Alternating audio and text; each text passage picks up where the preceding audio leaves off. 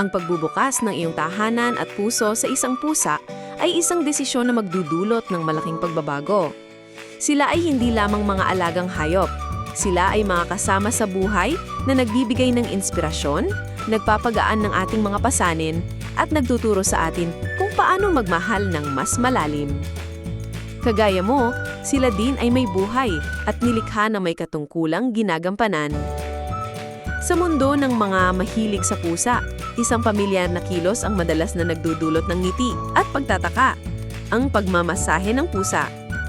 Ang gawaing ito, na kung saan ang pusa ay paulit-ulit na tinutulak ang kanilang mga kamay, ay ang dahilan kung bakit sila binansagang masahis ng pusa. Ngunit ano nga ba ang ibig sabihin ng kilos na ito? Meron ding ilang mga pamahiin na iniuugnay dito.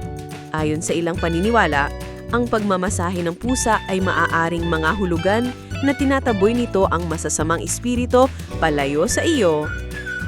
Sa kabuuan, ang pagiging isang masahistang pusa ay isang positibong pag-uugali. Ito ay isang mahalagang bahagi ng kanilang komunikasyon na nagpapahayag ng kanilang kaligayahan, pagtitiwala at pagmamahal sa kanilang mga tagapangalaga.